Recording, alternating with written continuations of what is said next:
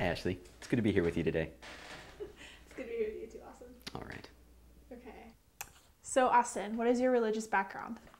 I grew up Mennonite, which is a small subsect of Christianity. Went from that to a very angry agnostic, and then became a Christian at 19 when I was in college.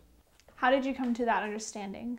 As an agnostic, I was exploring some philosophical questions, what I believed, how do I know that it was true. Started exploring some major world religions, and through exploring each of them individually, I became convinced of Christianity, which is the one I was most predisposed against at the onset, which was a little bit ironic. Became convinced of the truth of the gospel that way. So, what is the gospel?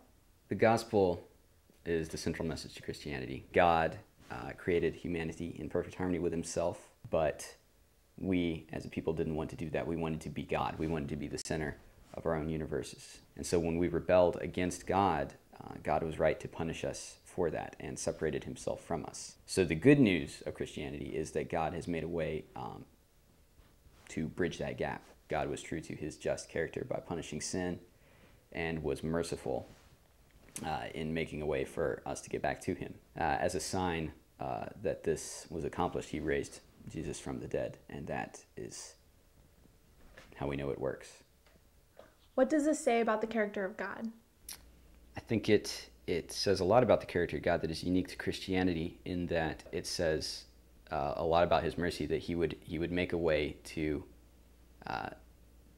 get us back, because he would have been perfectly just to condemn us without any kind of alternative.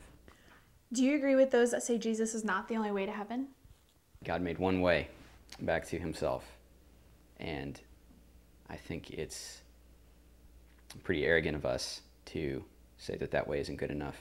How will you respond to someone who says that they are not bad enough to qualify for God's judgment? It's easy for people to look at the people around them and compare themselves to them and say, going by those standards, I'm not that bad. But when you compare yourself to the standard that God demands as a perfect and holy God, there isn't a whole lot of room to make those kinds of statements, because God demands perfection, and I know that's not me. I doubt anyone out there claims that and is taken seriously. How would someone who is convinced of the truths of Christianity respond to the gospel? Jesus taught that the way to be made right with God is to repent and believe, which isn't just an affirmation of God's existence.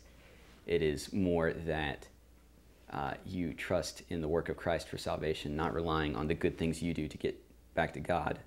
It's not a matter of doing enough good to outweigh the bad, because that doesn't work with God. God is perfect, demands perfection, and it's only through the righteousness of Christ, imparted through faith, the Bible teaches we can be made right with God.